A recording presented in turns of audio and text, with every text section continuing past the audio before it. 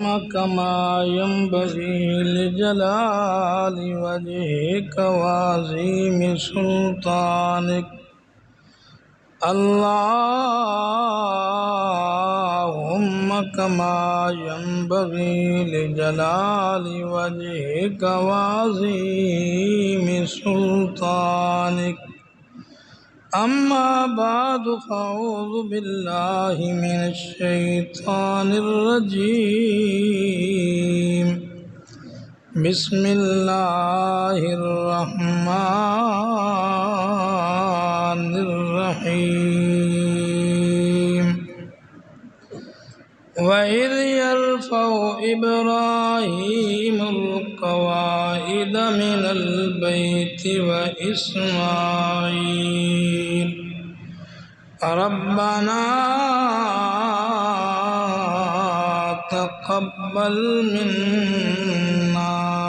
إنك أنت السميع العليم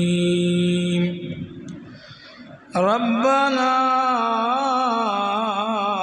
وجعلنا مسلمين لك ومن ذريتنا أمة مسلمة لك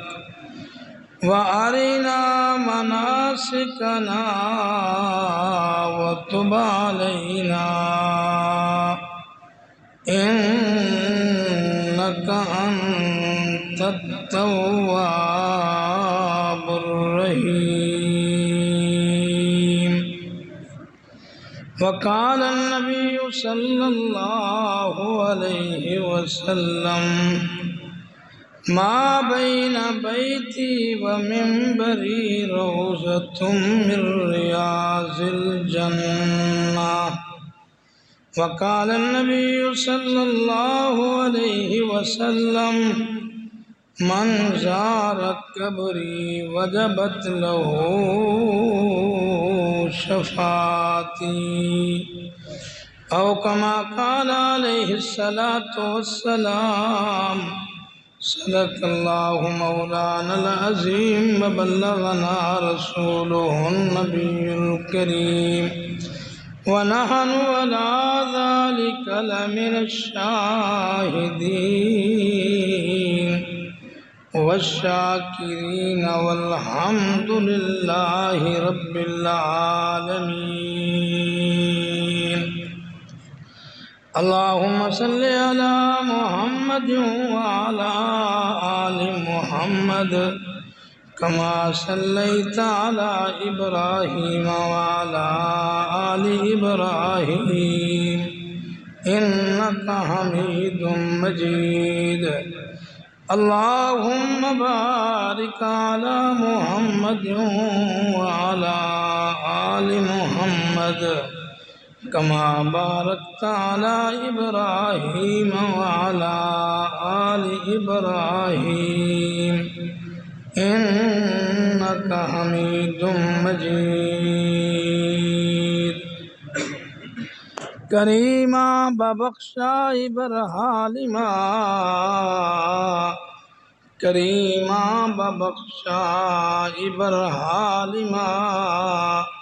کہ ہستم اسیر کمند ہوا نگاہ دار مارا ذرا خطا خطا در گزارو ثوابم نما بادشاہ جرم مارا در گزار ما گناہ گار موت تو امرزگار تو نکو کاریو معبود کر دیں جرم بے اندازہ بے حد کر دیں جب میں کہتا ہوں یا اللہ میرا حال دیکھ جب میں کہتا ہوں یا اللہ میرا حال دیکھ تو حکم ہوتا ہے میرے بندے اپنا ذرا نامہ اعمال دیکھ میرے مولا تو رحیم ہے، تو کریم ہے، تیری ذات سب سے عظیم ہے۔ یا رب اگر تو مجھ پہ کرم کرے، وہ بات دے زباں پہ جو دل پہ اثر کرے۔ نہایت ہی واجب الاحترام دوستو، بزرگوں، بھائیوں، اللہ وحدہ لا شریک کا بہت بڑا عظیم احسان ہے کہ اس واحد ذات نے مجھے اور آپ کو زندگی میں ایک دفعہ پھر یہ ذی قعدہ کا مہینہ نصیب فرمایا ہے۔ یہ ذی قعدہ کا مہینہ وہ مہینہ ہے جس مہینے میں میرے اور آپ کے نبی محمد عربی صلی اللہ علیہ وسلم نے کثرت سے عمرے فرمائے ہیں۔ پھر ذو الحجہ کے مہینے میں میرے اور آپ کے نبی نے حج کا فریضہ ادا فرمایا ہے۔ تو اللہ پاک نے اس مہینے کو اس اعتبار سے بھی نسبت بخشی ہے، نسبتوں سے ہی چیز اعلیٰ بنتی ہے، نسبتوں سے ہی چیز نچلے درجے کو پہنچتی ہے، نسبتوں سے ہی چیز اوپر والے درجے کو پہنچتی ہے۔ جہاں اس مہینے کے اور بہت ساری خصوصیات ہیں، ان خصوصیات میں سے ایک اللہ نے اس مہینے کو یہ خصوصیت بھی عطا فرمائی ہے کہ اس ماہ مقدس میں میرے اور آپ کے نبی محمد الرسول اللہ صلی اللہ علیہ وسلم نے کثرت سے عمرے ادا فرمائے ہیں۔ اور پھر اگلے مہینے میں ذو الحجہ کے مہینے میں رحمت دو عالم صلی اللہ علیہ وسلم نے حج کے فریضے کو ادا فرمایا ہے۔ تو اللہ نے ہمیں یہ ماہ مقدس زندگی میں پھر عطا فرمایا ہے، تو ہم سب مل کر اس وحدہ لا شریک کا شکر ادا کریں۔ اور دوسری بات یہ ہے، جو آیت مقدس میں نے آپ احباب کے سامنے پڑھی ہے، یہ آیت مقدس سورۃ بقرہ کی آیت ہے، اور اس آیت مقدس میں اللہ وحدہ لا شریک نے ایک عظیم الشان واقعہ ذکر فرمایا ہے، اور وہ واقعہ اتنا عظیم الشان تھا امت مسلمہ کے لیے، قیامت تک آنے والے انسانوں کے لیے۔ اس واقعہ کو اللہ وحدہ لا شریک نے قرآن کا حصہ بنا دیا ہے۔ اتنا عظیم وہ واقعہ تھا کہ جس کو اللہ وحدہ لا شریک نے قیامت تک آنے والے انسانوں کے لیے قرآن کا حصہ بنا دیا ہے، تاکہ آنے والا ہر مسلمان اس واقعہ کو پڑھے اور اس واقعہ سے فائدہ اٹھائے۔ وہ واقعہ کیا ہے؟ بیت اللہ کی تعمیر کا۔ بیت اللہ اللہ کا عظیم گھر ہے، روئے زمین پہ بیت اللہ سے بڑھ کر کوئی عظمت والا گھر نہیں ہے۔ روئے زمین پہ بڑھ کر، بیت اللہ سے بڑھ کر جس بیت اللہ میں جو سجدہ ادا کر لیا جائے، یا اس بیت اللہ کے قریب سامنے جو سجدہ ادا کر لیا جائے، اس سجدے کا مقابلہ لاکھوں کروڑوں سجدے نہیں کر سکتے۔ تو وہ بیت اللہ جس کو اللہ وحدہ لا شریک کے حکم سے پیارے ابراہیم خلیل اللہ نے اپنے ہاتھوں سے تعمیر فرمایا ہے۔ بیت اللہ کی تعمیر کئی دفعہ ہوئی، لیکن سب سے پہلے حضرت آدم علیہ السلام نے فرمائی۔ اس کے بعد جیسے جیسے ضرورت پڑتی گئی، بیت اللہ کی نئے سرے سے تعمیر ہوتی رہی۔ لیکن جب طوفان نوح آیا، علماء نے لکھا ہے کہ طوفان نوح پورے دنیا پہ آیا۔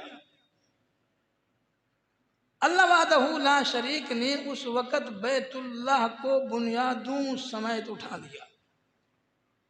اب بیت اللہ کے نشانات باقی تھے، بیت اللہ کو اللہ وحدہ لا شریک نے اٹھا لیا۔ پھر انہی بنیادوں پر اللہ وحدہ لا شریک نے ابراہیم خلیل اللہ کو بیت اللہ کو نئے سرے سے بنانے کا حکم فرمایا۔ تو ابراہیم خلیل اللہ نے اللہ کا حکم مان کر، اللہ کی بات مان کر، اس بات کے اندر تاخیر نہیں کی۔ جیسے اللہ کا حکم ہوا، اللہ نے ان جگہوں کی نشان دہائی فرمائی، ابراہیم خلیل اللہ نے اس بیت اللہ کی اپنے ہاتھوں سے تعمیر شروع فرما دی۔ بیت اللہ کی تعمیر کرنا ابراہیم خلیل اللہ کا اللہ کو اتنا پسند آیا، اللہ کو اتنا پسند آیا، اللہ نے اس بیت اللہ کی تعمیر کو جو ابراہیم خلیل اللہ نے کی، قیامت تک آنے والوں انسانوں کے لیے قرآن کا حصہ بنا دیا۔ اب ابراہیم خلیل اللہ بیت اللہ کو بنانے والے عرصہ دراز بعد 90 سال کی عمر میں اللہ نے جو ابراہیم خلیل اللہ کو ایک بیٹا عطا فرمایا تھا، اسماعیل ذبیح اللہ، ابراہیم خلیل اللہ بیت اللہ کو تعمیر کرنے والے، ابراہیم کے بیٹے اسماعیل ذبیح اللہ ابراہیم خلیل اللہ کے ساتھ ہاتھ بٹانے والے، یہ باپ اور بیٹا دونوں بیت اللہ کی تعمیر کر رہے ہیں، بیت اللہ کی خدمت کر رہے ہیں، اور یہ خدمت کرتے جا رہے ہیں۔ اللہ آسمان سے قرآن اس کو بناتا جا رہا ہے۔ وہ انسان کتنا عظیم ہے جس کی خدمت کو اللہ نے قرآن کا حصہ بنایا، جس کی چال اور چلن کو اللہ نے قرآن کا حصہ بنایا۔ میں لمبی چوڑی تفصیل میں نہیں جاتا، اگر آپ قرآن کو سمجھتے ہوں، بہت سارے اہل احباب بیٹھے ہیں، اہل علم قرآن کے تفسیر سے واقف ہیں، قرآن کو جانتے اور سمجھتے ہیں، ورنہ اتنی بات تو ہر مسلمان جانتا اور سمجھتے ہیں کہ ابراہیم خلیل اللہ وہ انسان ہے جس نے توحید کی بنیاد رکھی ہے، ابراہیم خلیل اللہ وہ انسان ہے جس کی اداؤں کو اللہ نے وفاؤں کو اللہ نے گویا کہ حج کے فریضے کا ذریعہ بنا دیا ہے۔ تو ابراہیم خلیل اللہ بیت اللہ کی تعمیر فرما رہے ہیں، اور تعمیر کرنا اتنا پسند آیا، اللہ نے اس کو قرآن کا حصہ بنایا۔ اللہ کا قرآن اعلان کرتا ہے وَإِذْ يَرْفَعُ إِبْرَاهِيمُ الْقَوَاعِدَ مِنَ الْبَيْتِ وَإِسْمَاعِيلُ۔ اللہ مسلمانوں کو خطاب کر کے کہہ رہے ہیں، اللہ کے محبوب صلی اللہ علیہ وسلم سے اللہ فرما رہے ہیں، او میرے پیارے محبوب محمد کریم، آپ کو وہ زمانہ بھی یاد ہے کہ نہیں؟ آپ کو وہ وقت یاد ہے کہ نہیں جب میں نے حکم دیا ابراہیم خلیل اللہ کو بیت اللہ کی تعمیر کرنے کا؟ آپ کو یاد ہوگا، اگر آپ کو یاد نہیں ہے تو میں اللہ آپ کو یاد کروا دیتا ہوں۔ اللہ فرماتے ہیں میرے پیارے محبوب، اس زمانے کو، اس وقت کو ذرا یاد کرو نا، جب ابراہیم خلیل اللہ بیت اللہ کی تعمیر فرما رہے تھے۔ اللہ کا قرآن اعلان کرتا ہے وَإِذْ يَرْفَعُ إِبْرَاهِيمُ الْقَوَاعِدَ مِنَ الْبَيْتِ۔ او مسلمانوں، اس زمانے کو یاد کرو، اس وقت کو یاد کرو جب ابراہیم خلیل اللہ بیت اللہ کی بنیادوں کو اٹھا رہے تھے، بیت اللہ کو بنا رہے تھے۔ علماء نے لکھا ہے ویسے بھی جب انسان کسی عمارت کی تعمیر شروع کرتا ہے، پہلے زمین پہ کھڑے ہو کے کرتا ہے، یوں یوں تعمیر بڑھتی چلی جاتی ہے، پھر سیڑھیوں کی ضرورت پڑتی ہے، انسان سیڑھیوں پہ کھڑے ہو کے اس کی تعمیر کرتا ہے۔ لیکن وہ زمانہ وہ تھا سیڑھیوں کا زمانہ نہیں تھا، سیڑھیاں نہیں تھی۔ ابراہیم خلیل اللہ نے بیت اللہ کی تعمیر اللہ کے کہنے کے مطابق انہی بنیادوں پر شروع کر دی۔ جہاں تک ابراہیم خلیل اللہ کا ہاتھ جایا کرتا تھا، ہاتھ جاتا تھا، ابراہیم زمین پہ کھڑے ہو کر بیت اللہ کی تعمیر فرماتے رہے، لیکن جب تعمیر ہاتھوں سے اوپر چلی گئی، ابراہیم خلیل اللہ سوچنے لگ گئے اب سیڑھیاں نہیں ہیں، کس چیز پہ کھڑے ہو کے میں بیت اللہ کی تعمیر کروں؟ اللہ کا حکم ہے، اللہ کا آرڈر ہے، میں نے یہ تعمیر تو کرنی ہی کرنی ہے۔ ابھی ابراہیم خلیل اللہ کی دماغ میں یہ بات آ ہی رہی تھی،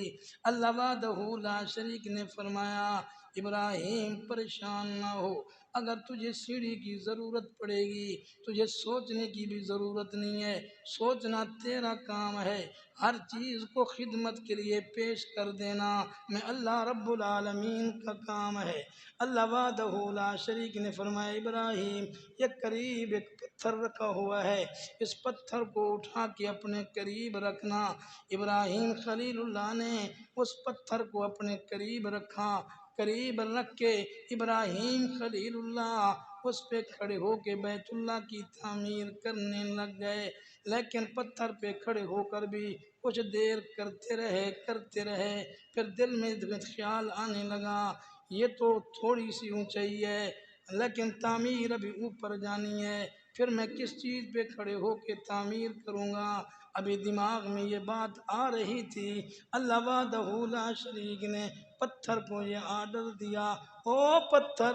ابراہیم خلیل اللہ میرے کہنے کے مطابق بیت اللہ کی تعمیر فرما رہے ہیں، اگر بیت اللہ کو تعمیر کرنے کے لیے ابراہیم خلیل اللہ کو اونچائی کی ضرورت پڑتی جائے، تجھے پتھر کو یہ آرڈر ہے تو خود بخود اوپر ہوتا چلا جا۔ ابراہیم خلیل اللہ پتھر پہ جب کھڑے ہو گئے، اگر ابراہیم خلیل اللہ کو اوپر جانے کی ضرورت پڑتی ہوتی تو پتھر خود بخود اوپر ہو جاتا، اگر ابراہیم خلیل اللہ کو نیچے اترنے کی ضرورت پڑ جاتی پتھر خود بخود نیچے آ جاتا۔ میں کہتا ہوں جو رب کا بنتا ہے رب بھی اس کا بن جاتا ہے، من کان للہ کان اللہ لہ، جو رب کا بنتا ہے رب بھی اس کا بن جاتا ہے۔ ابراہیم خلیل اللہ رب کے بنے، اللہ ابراہیم خلیل اللہ کا بن گیا،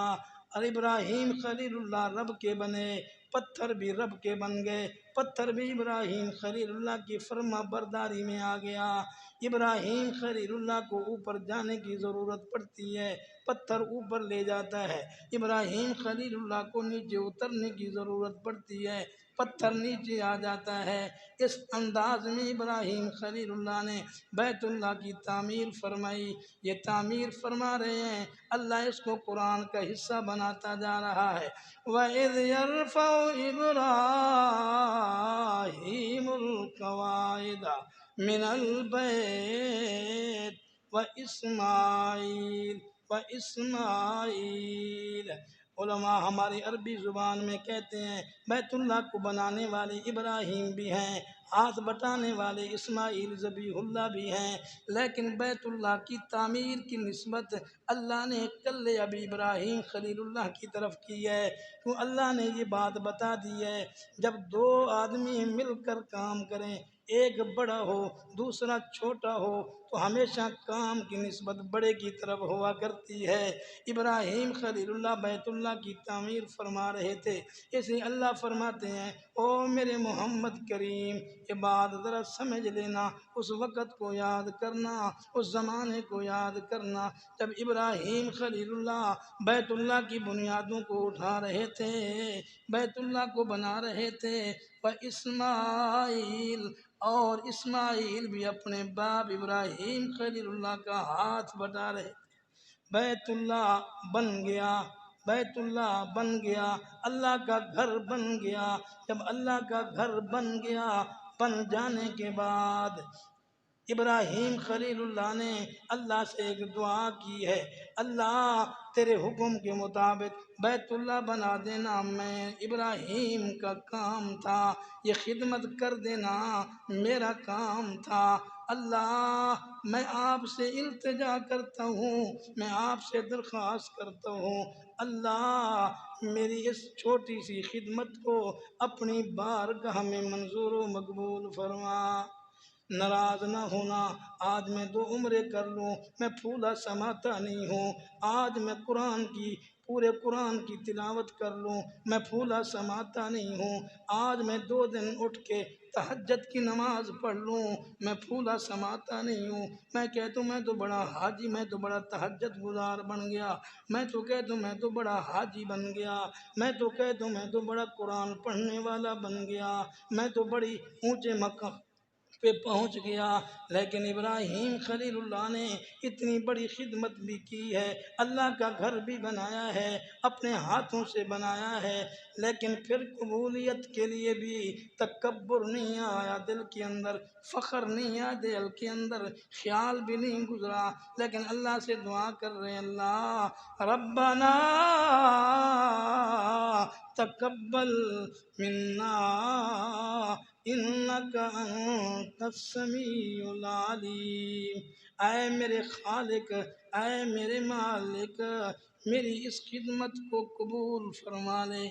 کیونکہ خدمت لینے والا بھی تو ہے، اس خدمت کو قبول کرنے والا بھی تو ہے، اس لیے فرمایا انک انت السمیع العلیم، میں یہ بات اپنی زبان سے کہہ رہا ہوں، تو باتوں کو سننے والا بھی تو ہے، ساری کائنات کی باتوں کو سنتا ہے، اللہ میری بھی اس بات کو سن لینا، اللہ ساری کائنات کی خدمتوں کو قبول کرتا ہے نا، میری بھی اس چھوٹی سی خدمت کو قبول کر لینا، انک انت السمیع العلیم، اللہ سننے والی بھی تیری ذات ہے اور جاننے والی بھی تیری ذات ہے، تو اس سے زیادہ کوئی سننے والی ذات کوئی نہیں، تو اس سے زیادہ کوئی جاننے والی ذات کوئی نہیں، اس واسطے میری اس خدمت کو قبول فرما لینا۔ میں کہتا ہوں ابراہیم خلیل اللہ نے جب یہ دعا کر لی، اللہ نے ابراہیم خلیل اللہ کی دعا کو اتنی قبولیت کا شرف بخشا ہے، اتنا قبولیت کا شرف بخشا ہے، آج ہر مسلمان کے دل کے اندر، دماغ کے اندر ابراہیم خلیل اللہ کی یہ دعا گھوم رہی ہے، پھر رہی ہے، ہر بندہ نماز کے بعد بیٹھ کر یہ دعا کر رہا ہے، اللہ میری نماز کو قبول کر لینا۔ حاجی کو میں دیکھتا ہوں، حاجی حج کرنے کے بعد، عمل کر لینے کے بعد کہتے ہیں اللہ میرے حج کو قبول کر لینا۔ میں قرآن پڑھنے والے قاری کو دیکھتا ہوں، جب قرآن پڑھ لیتا ہے، قرآن پڑھ لینے کے بعد کہتے ہیں اللہ میرا یہ پڑھا ہوا قرآن قبول کر لینا۔ میں کہتا ہوں میں تہجد گزار بندے کو جب عمل تہجد کا کر لیتا ہے، تہجد کے بعد ہاتھ اٹھا کر میں اس کو دیکھتا ہوں رب سے دعا کر رہا ہے، اللہ میری اس تہجد کی نماز کو کر لینا۔ ابراہیم نے آج نہیں، آج سے 1400 سال پہلے یہ دعا کی تھی، اور مسلمانوں کو دعا کرنے کا طریقہ بھی بتلا دیا، قبولیت کا طریقہ بھی بتلا دیا۔ اگر رب کے ہاں اپنی عبادت کو قبول کروانا چاہتے ہو، اگر رب کے ہاں اپنی نماز کو قبول کروانا چاہتے ہو، اور اگر رب کے ہاں حاجی اپنے حج کو قبول کروانا چاہتا ہے، اگر قربانی کرنے والا اپنے قربانی کو قبول کروانا چاہتا ہے، پھر ہاتھ اٹھا کر رب کی بارگاہ میں التجا کرنی پڑے گی، پھر ہاتھ اٹھا کے رب کے سامنے یہ دعا کرنی ہوگی، اللہ ربنا تقبل، ربنا تقبل منا انک انت السمیع العلیم، اے اللہ میری اس خدمت کو قبول کر لے۔ میں تفصیل میں نہیں جاتا، وقت مختصر ہے، ابراہیم خلیل اللہ نے بیت اللہ بنا دیا۔ بیت اللہ بنانے کے بعد اللہ وحدہ لا شریک نے فرمایا ابراہیم ابھی تیری خدمت ختم نہیں ہوئی، ابھی تو نے آگے چلنا ہے۔ اللہ نے فرمایا ابراہیم جا فلاں پہاڑی پہ کھڑا ہو جانا، فلاں پہاڑی پہ کھڑے ہو کر ایک زبان سے اعلان کرنا تیرا کام ہے۔ کائنات کے چھوٹے بڑے مرد عورت بزرگ جوان کو اس طرح متوجہ کر دینا میں اللہ رب العالمین کا کام ہے۔ ابراہیم خلیل اللہ پہاڑ پہ چڑھ گئے، پہاڑ پہ کھڑے ہو کر اعلان کرتے ہیں وَأَذِّن فِي النَّاسِ بِالْحَجِّ، او کائنات میں بسنے والوں انسانوں، آج کے بعد اگر کوئی عزت والا گھر ہے تو وہ یہ گھر ہے، آج کے بعد کوئی عظمت والا گھر ہے تو یہ گھر ہے، آج کے بعد اگر کسی حاجی کا حج قبول ہو سکتا ہے تو اس گھر کے ہاں ہو سکتا ہے، اور کسی جگہ اس کا حج قبول نہیں ہو سکتا، اور کسی جگہ اس کا عمرہ قبول نہیں ہو سکتا۔ میں کہتا ہوں اس وقت موبائل نہیں تھے، اس وقت وائرلیس نہیں تھی، اس وقت یہ اسباب نہیں تھے۔ ابراہیم خلیل اللہ ایک انسان تھے، ایک انسان کے ناطے اللہ کا حکم مان کر پہاڑ پہ کھڑے ہو کر اعلان فرما رہے ہیں یا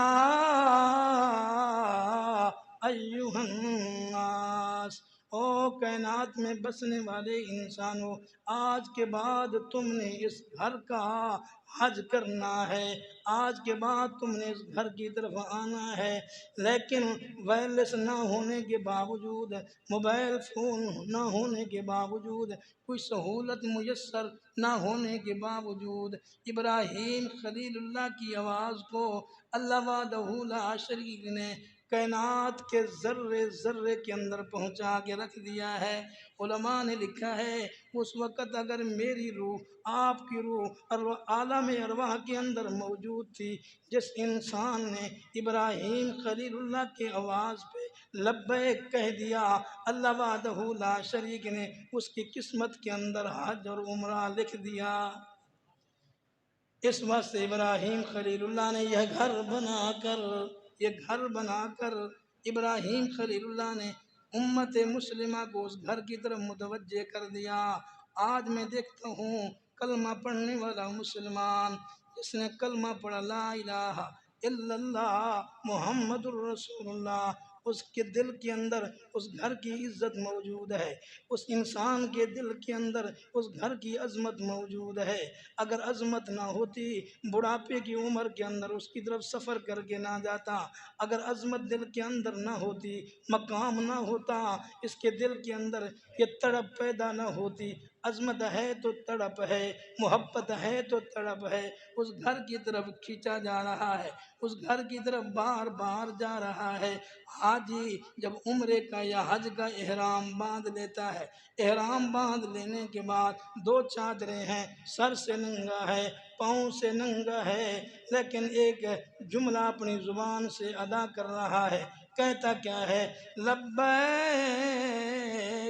اللہم لبیک لا شریک لک لبیک ان الحمد والنعمت والملک لا شریک لک۔ اگر آپ ان الفاظ کے ترجمے کو جانتے ہیں تو نہیں جانتے ہوں گے، اگر نہیں جانتے تو میں تھوڑی سی اس کی تشریح کرتا چلا جاؤں کہ جب انسان اپنی احرام کو مکمل کر لیتا ہے، احرام مکمل کر لینے کے بعد 2 رکعت نماز پڑھ لینے کے بعد اپنی زبان سے یہ جملے عرض کر رہا ہے، یہ زبان سے ادا کر رہا ہے لبیک اللہم لبیک۔ اس کا معنی ہے اے اللہ میں حاضر ہوں، اے اللہ میں حاضر ہوں، اے اللہ میں حاضر ہوں۔ سب سے پہلے اللہ کی بارگاہ میں اپنی حاضری لگوا رہا ہے، کہہ رہا ہے لبیک اللہم لبیک، اے اللہ میں حاضر، اے اللہ میں حاضر، اے اللہ میں نے بیوی بچوں کی محبت کو چھوڑا تیرے لیے، میں حاضر ہوں۔ اے اللہ میں نے وطن کی محبت کو چھوڑا، تیرے لیے میں حاضر ہوں۔ اے اللہ میں نے سب کچھ قربان کر دیا، میں تیری بارگاہ میں حاضر ہوں۔ حاضری لگوانے کے بعد وہ اقرار کر رہا ہے لبیک اللہم لبیک۔ سب سے پہلے اقرار کرتا ہے لا شریک لک لبیک۔ اللہ تیری نہ کوئی ذات میں شریک ہے، نہ تیری کوئی صفات میں شریک ہے۔ حاضری لگوانے کے بعد اللہ کی وحدانیت کا اقرار کر رہا ہے لا شریک لک لبیک۔ اس کے بعد کہتا ہے توحید کا اقرار کرنے کے بعد کہتا ہے ان الحمد والنعمت۔ اے اللہ ساری تعریفیں تیری ذات کے لیے ہیں، اللہ تعریفوں کے لائق بھی تو ہے۔ والنعمت اللہ ساری کائنات کو نعمتیں میسر کرنے والا بھی تو ہے۔ دیکھو کیسے جملے اپنی زبان سے ادا کر رہا ہے۔ سب سے پہلے حاضری لگوائی اللہ میں حاضر، اللہ میں حاضر، اور دوسرے نمبر پہ اس بات کا اقرار کیا لا شریک لک لبیک۔ اللہ میں اس بات کا اقرار کر رہا ہوں تیری ذات میں بھی کوئی شریک نہیں، تیری صفات میں بھی کوئی شریک نہیں۔ تیسرے نمبر پر میں اس بات کا اقرار کر رہا ہوں ساری تعریفوں کے لائق تو ہے، ساری کائنات کو نعمتیں میسر کرنے والا تو ہے۔ والنعمت والملک لا شریک لک لبیک۔ آخر میں پھر کہتا ہے لبیک اللہم لبیک۔ یہ صدائیں یہاں سے لگانا شروع کرتا ہے، مکہ کی سرزمین پہ پہنچتا ہے، بیٹھا ہے تو تب لبیک کہتا ہے، چل رہا ہے تو تب لبیک کہتا ہے، حرم کی در و دیوار کے اندر جا رہا ہے تب لبیک کہتا ہے، اٹھا ہے تو لبیک، بیٹھا ہے تو لبیک، جب اللہ کے گھر پہ نظر پڑتی ہے تب بھی کہتا ہے لبیک لبیک لبیک۔ جب بیت اللہ کے قریب پہنچ جاتا ہے، بیت اللہ کے قریب پہنچ کر علماء نے لکھا ہے جب پیار بھری نگاہ سے بیت اللہ کو دیکھتا ہے اللہ اتنا خوش ہوتا ہے، اللہ اتنا خوش ہوتا ہے، اللہ کہتے ہیں میرے بندے تو ابھی تک حاضری لگواتا رہا ہے، میں اللہ کو بلاتا رہا ہے، کہتا رہا ہے لبیک اللہ میں حاضر ہوں، اللہ میں حاضر ہوں، آنا میں نے تیری حاضری لگا دی ہے، میں نے تجھے اپنی بارگاہ کے اندر قبولیت شرف عطا کر دیا ہے۔ غیب سے آواز آتی ہے لبیک یا عبدی، او میرے بندے اگر تو حاضر ہے تو میں بھی حاضر ہوں۔ تو مانگ ما سالکا،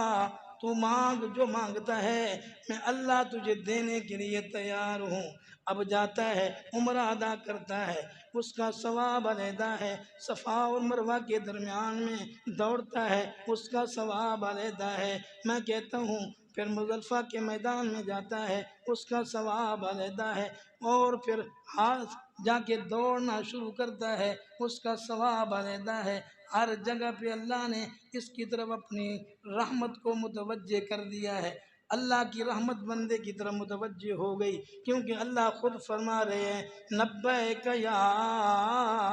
عبدی، میرے بندے میں حاضر ہوں، تو کیا مانگ، تو مانگتا کیا ہے، مانگنا تیرا کام ہے، دینا میں اللہ رب العالمین کا کام ہے۔ اللہ سے دعا کرتے ہیں اللہ ہمیں اپنی محبت نصیب فرمائے۔ ابراہیم خلیل اللہ جو موحد اعظم تھے، جنہوں نے توحید کی بنیاد ڈالی ہے۔ دوستو حج بیت اللہ کی کرنا یہ ابراہیم خلیل اللہ کی اداؤں اور وفاؤں کا نام ہے۔ قربانی کرنا ابراہیم خلیل اللہ کی اداؤں اور وفاؤں کا نام ہے۔ آج مسلمان کتنے جوش اور جذبے سے ابراہیم خلیل اللہ کی سنت کو ادا کرتے ہیں، لاکھوں خرچ کر رہا ہے، کوئی کروڑوں خرچ کر رہا ہے، اپنی استطاعت کے مطابق کوئی ہزاروں خرچ کر رہا ہے۔ اللہ سے دعا کرتے ہیں اللہ ہمیں یہ جذبہ نصیب فرمائے۔ وآخر دعوانا الحمدللہ رب العالمین۔